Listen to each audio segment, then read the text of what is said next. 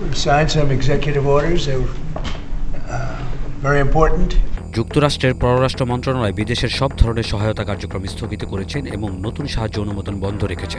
দেশটির ফাঁস হওয়া অভ্যন্তরীণ নথিতে এই তথ্য জানা গেছে। মার্কিন যুক্তরাষ্ট্রের কর্মকর্তা ও বিদেশি দূতাবাসগুলোতে এই নির্দেশনা পাঠানো হয়েছে।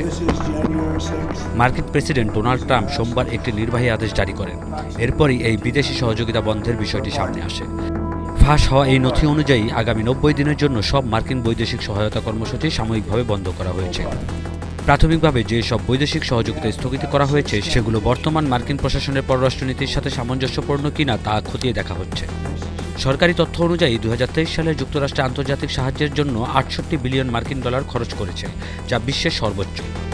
পররাষ্ট্র মন্ত্রণালয়ের নোটিশে উন্নয়ন সহায়তা থেকে সাময়িক সহায়তা পর্যন্ত সবকিছুর উপর প্রভাব পড়ার কথা বলা হয়েছে। তবে এই স্থগিতাদেশ জরুরি খাদ্য সহায়তা এবং ইসরায়েল ও মিশরের জন্য সাময়িক তহবিলের ক্ষেত্রে প্রযোজ্য নয়। ফাঁস হওয়া নথির বিষয়বস্তু বিবিসি নিশ্চিত হয়েছে। ওই নথি অনুযায়ী কর্মকর্তাদের নির্দেশ দেওয়া হয়েছে পর্যালোচনা শেষ না হওয়া পর্যন্ত কোনো নতুন তহবিল অনুমোদিত হবে না বা বিদ্যমান কোনো চুক্তির মেয়াদ বৃদ্ধি করা যাবে না। একই সাথে চলমান প্রকল্পের কাজ বন্ধ রাখতে বলা হয়েছে যতক্ষণ না পর্যন্ত পর্যালোচনা শেষ না হয়।